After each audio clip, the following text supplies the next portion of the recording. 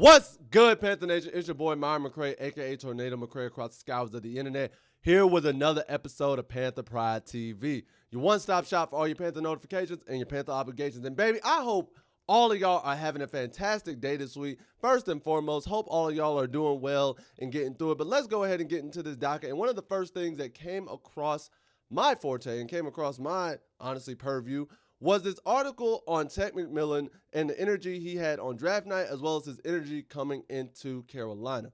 Now, for those of you who are curious, the article is on the Panthers website. It's written by one Miss Cassidy Gill. It is a phenomenal article just highlighting his draft night, honestly, his attitude towards Carolina, to where he's really humbled and he's excited to get to Carolina. He's ready to earn the respect of his teammates. He's ready to figure out what it takes to be an NFL receiver, get better, and honestly grind through the entire season and ready to take on the world and be the best receiver he can in a Carolina Panthers uniform. And I'm excited for the young man. I'm happy for the young man, and I'm thrilled to see it, and I love this attitude for him. I love the way that he's walking around with this dog mentality, and I love that he's just ready to take on any and all comers. And it shows up specifically in this one quote where, obviously, as a receiver, you're going to get asked this question. And Ms. Gill asked him, who are you looking forward to mossing the most? Like, what corner are you looking forward to mossing the most? And this was his response. Well, since we're going to be going against each other in practice, it's J.C. Horn. And I love that. I absolutely love that response from a young receiver ready to take on the number one corner on the team. I love that because he's not dodging smoke and he's not dodging anything. And because of this response and this article were posted by the Keep Purring podcast. I want to make sure I give them their credit.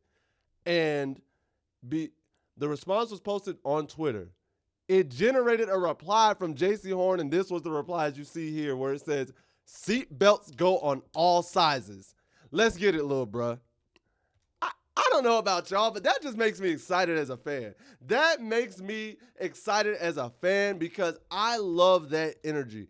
I love teammates ready to challenge each other. I love teammates wanting to make each other better. Iron sharpens iron. You only get better by going at the best. If you lose, oh well. That's a lesson learned. And if you win, you can still get better.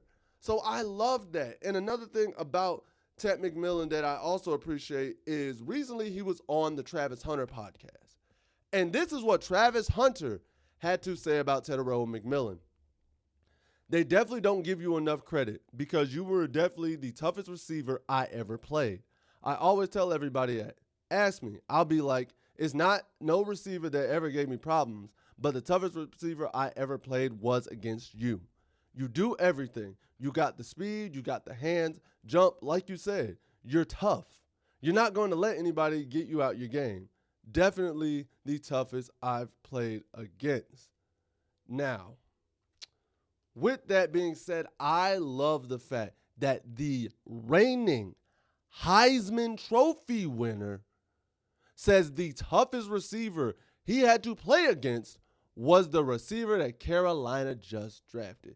Now, some of you might think Travis Hunter is overrated. You might think your thoughts about him. But at the end of the day, we can't deny the boy is a baller, and he played both sides of the ball. So knowing that he is a receiver and he played corner and he wasn't dodging teams like best receivers, he was going at their best receivers, and Ted McMillan was the toughest one that he played against, man.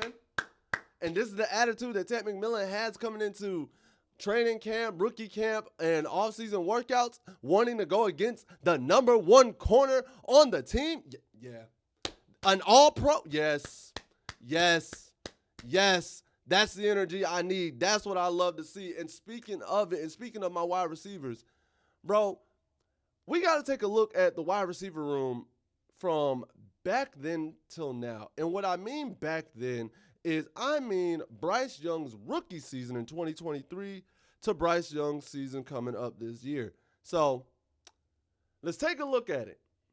And in 2023, the receiving room, when we drafted Bryce Young, Adam Thielen, DJ Shark, Jonathan Mingo, Terrence Marshall, Laviska Shenault, Amir Smith-Marset.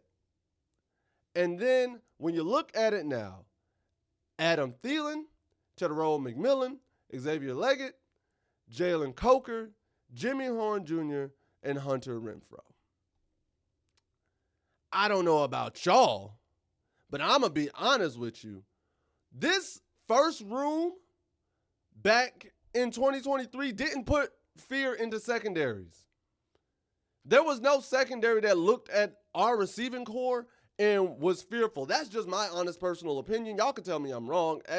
That's respect. Like, I respect y'all opinions if y'all think I'm different. But that room, to me, on paper, nobody outside of Thielen, you didn't really look at it and say, we worried about people like that. If they go off, you're not really worried about that. And I also felt like having Thielen as really the only proven receiver on that team. Yes, DJ Chark and Laviska Shenault, they had a little shine, and Jonathan Mingo and Terrence Marshall were not terrible by any means. I'm not saying any of these guys are bums. Shoot, they're in the pros for a reason. Let's be honest. But compared to the receiving cores that were in the division alone, yeah, this receiving core didn't do it. But now it looks so much better because I think that previous receiving core also set up Bryce slightly for failure as a passer. I'll say that. Having that receiving room back then, it slightly set up Bryce to be like a bad passer or to look like he couldn't pass the ball. And I'm sitting there thinking, like, what do you expect out of him? But now, when I look at this receiving room and the foundation that's set here, oh boy, this room has potential to be deadly for years to come. It has all the potential to be one of the deadliest rooms for years to come. And I'm not being facetious when I say that. I genuinely think that. I genuinely believe that. That room has potential to be dangerous for years to come because, again, when you look at it, McMillan, Leggett, Coker, Horn, Renfrow and Thielen are the oldest two on this roster. They are the oldest two in the room. So if you can keep a young receiving core like that, especially with a young quarterback, and they develop that chemistry and that gelling mentality, and they can come together as one, oh my God. It spells room for success, man. It spells room for success. I'm going to have an optimistic purview on this. And I think it has potential for success. But speaking of quarterbacks and everything being successful, last thing I do want to talk about is one of our, if not our, obviously one of our most successful quarterbacks of all time, Sir Jake Delhomme. And I came across an article on Athlon Sports talking about Jake Delhomme's passion for horses and his thoughts on Carolina because he's tied to Carolina forever. He's been doing radio on Carolina. So it's obvious that people are going to ask his thoughts. But Jake the Jokic, as I'm going to start calling him from now on, the horse whisperer, apparently has been passionate about horse racing all his life. Now, some of the young fans, you might not know if you never got to see Jake play, and some of the older fans, this obviously was probably readily available information back then, but now it's more prevalent because you know more about players' lives now in the social media age. But Jake's been passionate about horse racing all his life. He's a third-generation horse owner. He runs the stable. It's called the Set Hut Stable out in Brobridge, Louisiana. He has a horse named Touch Upon a Star that has earned him $1.4 million. That's his most successful horse in his stable. And then not only that, he has a few horses named after his teammates, which is he has Khalil after Ryan Khalil, Magnum after Chris Magnum, but apparently Chris Magnum has not yet been to a horse race to see Magnum race, which is crazy. And he also has a horse called X-Clown, which is named after the play of the double overtime pass to Steve Smith in against the Rams back in 2003. I think that's really cool.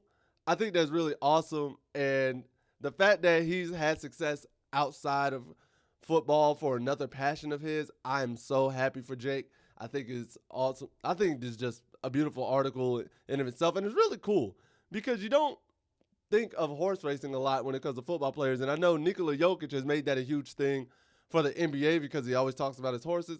So the fact that Carolina has essentially a Nikola Jokic or had a Nikola Jokic is kind of cool.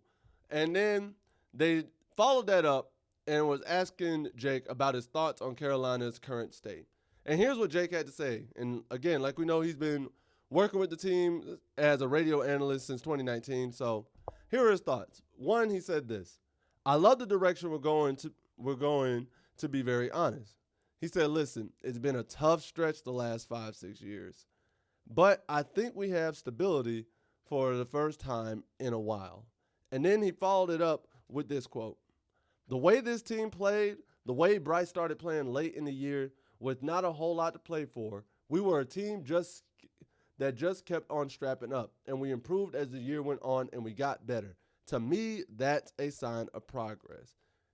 And Jake, I could not agree 100% more. When you look at where we are as a team, when you look at where this team is, that honestly is a sign of progress. And you look at the moves that management has been making this offseason, they're trying to build on that success. They're doing everything they can to build on it. And I love that. I love the fact that Carolina is starting to stick through with it, keep pounding, as we always say, and now we're setting a foundation for future success. We're not trying to get a quick fix. We're trying to get I would say, generational fix or a decade worth fix. I'm not using the best words right now because I'm excited about it, but I know there's a word there. It eludes me, and when it comes through after this video, I'm going to laugh. But truthfully, we're looking for a long-term fix and making sure that the foundation is set so we can build the rest of the house. I think this is the way to go. I think Jake hit it right on the head. We're heading in the right direction as a team, and I'm looking forward to it. But guys, let me know your thoughts about everything I talked about today. Let me know your thoughts about the Ted McMillan exchange and how he's been praised by both Travis Hunter and he's ready to go to war with J.C. Horn. Let me know what y'all think about the receiver rooms compared then to now. And also, let me know what y'all think about Delhomme's statements as well as his horse life. And no, I know some of y'all are probably going to ask, does he have a horse named after Musa Muhammad? He tried. However, Moose was taken as a horse name, but those names get recycled, so he said he's going to try again. I know some of y'all might have been curious about that. But, guys, with all that being said, that's all I have for you today. Make sure to like, share, subscribe, and hit the notification bell at the bottom so you always get notified when these videos are uploaded. And let me know everything because y'all know the deal. At the end of the day, what do I know? I'm just a skinny brother with 2 tats. Peace. Much love to all of you, Panther Nation. Take care. Later days. And as always, keep on pounding. Keep pounding. I'll see you next time.